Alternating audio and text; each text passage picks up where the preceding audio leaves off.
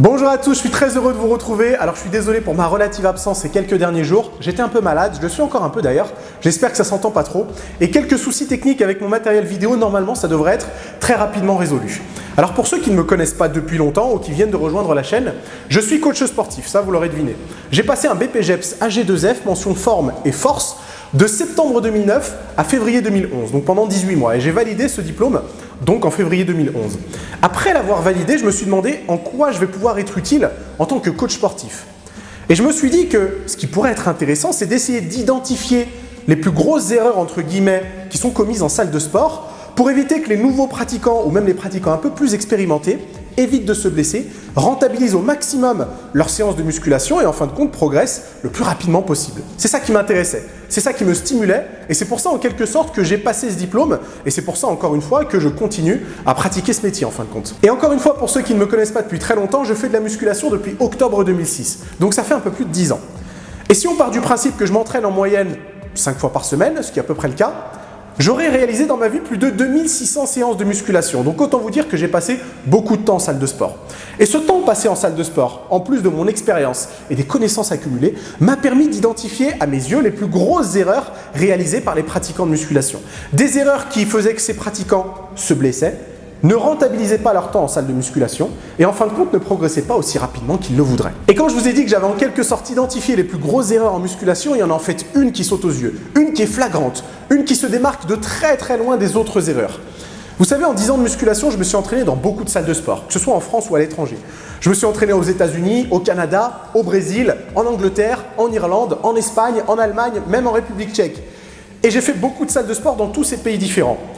Et à chaque fois, sans aucune exception, je remarque toujours la même erreur. Toujours. Et c'est bizarre parce que quand on y regarde de plus près, on se rend compte qu'en salle de sport, on fait à peu près tous les mêmes choses, moi y compris.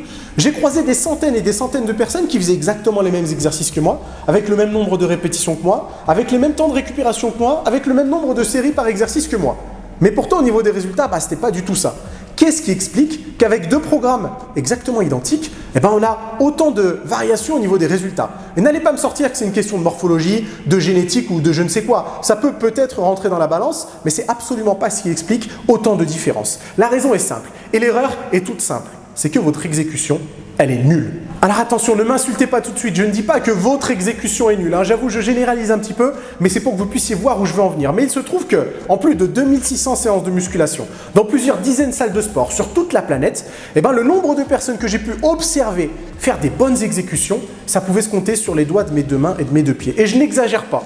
Mais ce n'est pas de votre faute, parce qu'en réalité, personne ne vous a appris à faire des mouvements de musculation. Et effectivement, de nos jours, on a de plus en plus de contenu pour apprendre les mouvements de musculation. On a de super vidéos sur YouTube, j'en ai fait quelques-unes, d'autres youtubeurs en font d'excellentes aussi. On a de très bons ouvrages sur l'anatomie, on a de très bons articles sur Internet. Mais apparemment, ça ne suffit pas parce que je croise toujours autant, si ce n'est plus, de personnes qui font des mouvements absolument catastrophiques. Et ce n'est pas juste chez les débutants, c'est même chez des pratiquants un peu plus expérimentés qui sont à la salle de sport depuis plusieurs mois, voire même depuis plusieurs années. Mais alors, quelle est la solution? Comment résoudre ce problème qui empêche tellement de personnes de progresser?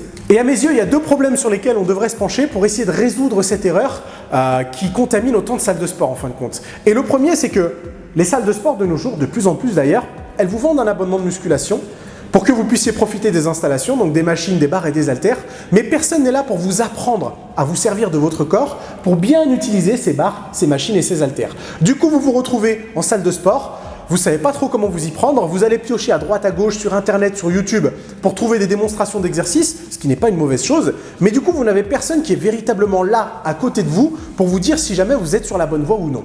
Et à ce problème, il y a deux solutions. Soit vous engagez un coach, un professionnel, pour qu'il puisse être avec vous et vous montrer en live, à côté de vous, en direct, si jamais vous êtes sur la bonne voie ou non. Ou d'un autre côté, vous essayez d'apprendre les mouvements de musculation tout seul. Il n'y a pas une solution qui est meilleure qu'une autre. D'un côté, vous allez devoir dépenser de l'argent, d'un autre côté, vous allez devoir dépenser du temps. À vous de choisir ce qui vous plaît le plus. Le deuxième problème à mes yeux, et vous me direz si jamais vous êtes d'accord ou non dans les commentaires, c'est que la plupart des pratiquants, l'énorme majorité des pratiquants même, et je n'exagère pas, sont complètement obsédés par la charge de travail. Et c'est bizarre parce qu'en plus de 10 ans de musculation, dans plusieurs dizaines de salles de sport différentes, j'ai très rarement vu des personnes utiliser des charges trop légères, voire même jamais. Alors que des personnes qui utilisaient des charges trop lourdes, j'en vois plusieurs dizaines tous les jours. Et je n'exagère pas, plusieurs dizaines tous les jours. Et dites-vous bien que l'utilisation d'une charge de travail trop élevée va forcément compromettre votre capacité à avoir une bonne exécution.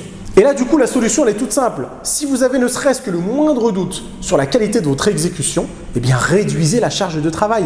C'est tellement logique que ça me rend limite malade d'être obligé de le dire à certains. D'être obligé de leur dire « ton mouvement est moche », réduis le poids que tu es en train d'utiliser. N'imagine pas que la charge de travail que tu es en train d'utiliser va provoquer des résultats alors que ton mouvement est complètement catastrophique.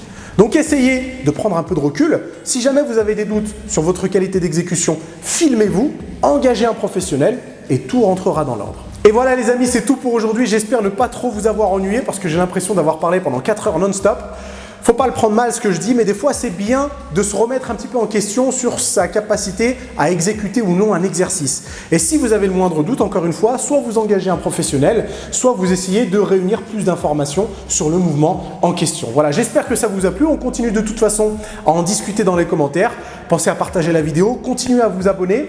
N'hésitez pas aussi à vous abonner à ma newsletter. Je vous mets l'adresse du site juste sur l'écran. Vous avez juste à rentrer votre adresse email. J'envoie une newsletter toutes les semaines avec quelques conseils sympas, des trucs un peu plus personnels. Je suis sûr que ça vous plaira. De toute façon, vous avez qu'à me dire ce que vous en pensez. Et puis nous, on se retrouve très rapidement, j'espère, pour une autre vidéo.